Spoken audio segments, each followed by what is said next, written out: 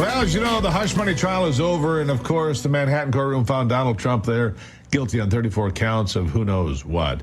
Mainly because they will stop at nothing to sabotage the 24 election in order to keep Joe Biden in office. They can't stop Donald Trump, so therefore they resort to unconstitutional means and the weaponization of the DOJ. They don't want to care about the votes of millions, just the vote of 12 people they can manipulate. Using a biased judge in a deep blue liberal city who gives special biased instructions to the jury and then places gag orders on the defendant so he can't even defend himself there. Here to discuss it more on the obviously rigged trial is outspoken attorney, columnist, and legal analyst Jonna Spilbor. Jonna, thank you for being here. Thank you for having me.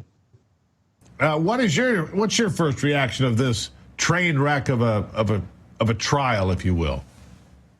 Yeah, my initial reaction was this is coordinated corruption at a level we have never experienced before. And look, I have been practicing law a long time. I have seen bad juries. I have seen biased judges. I have seen power-hungry prosecutors more than happy to relieve themselves on the Constitution. The difference here is we had all three of those things converging in one courtroom. And the problem is, normally when you have a trial, the verdict affects only the person sitting at the defense table. In this instance, the verdict, as erroneous as it is, affects the entire country. It is really a disquieting day, honestly. It's a disgusting day. It's a heartbreaking day. This is not what America was ever supposed to be. We do not put our political opponents in jail. We don't weaponize. The legal system, as imperfect as it may be some days, is still better than any system in the world, and it's supposed to be separate. We're a nation of laws, not of men, right, John? That's what we have been told our entire lives. This is an aberration. This is wrong, and it's something that needs to be reeled in. And I actually implore Donald Trump, when he gets re-inaugurated, to try to rise above this. Even though the bar's been set awfully low, I hope he can raise the bar again to where it belongs. What say you on that? I say the first step in raising the bar is to get him back in the White House. I am so afraid for America that we allowed this to happen because, look, they took it to the top. This was a great blueprint. This was a practice run at the highest level. And if they can get away with doing it to Donald Trump, who thankfully has the resources, right, to fight them, think about what they could do to me and you, our families, your husbands, wives, sisters. That's right. Anybody. I don't have those resources. I don't have those resources. I can't defend myself that way. Nobody can. Jonna, and he said it right. They're not after him. They're after us. He just happens to be in the way. And the more I see this sort of thing, the more I believe it. And if it can happen to him. And here's the thing for the left. Newsflash, guys. When they run out of targets over here, they're going to come looking for you. That's what these people don't understand. Once this gets started, if it's not stopped in its tracks, it never ends. And then everyone is a target.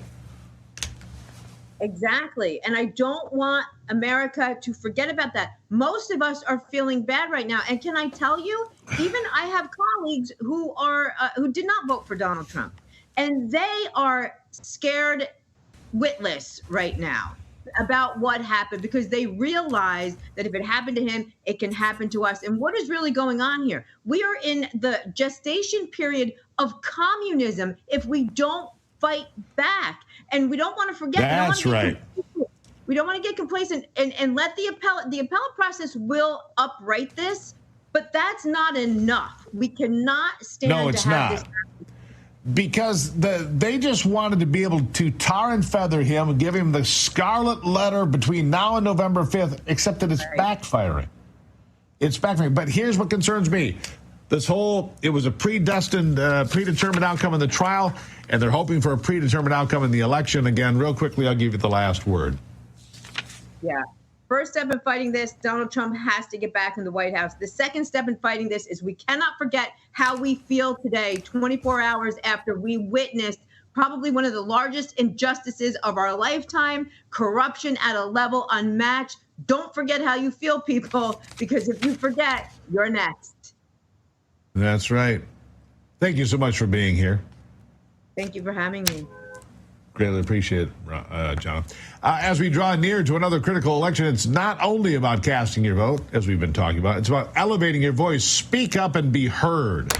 AMAC is more than just a senior discount organization. They unite like-minded patriots committed to preserving our cherished values and actively opposing the leftist agenda.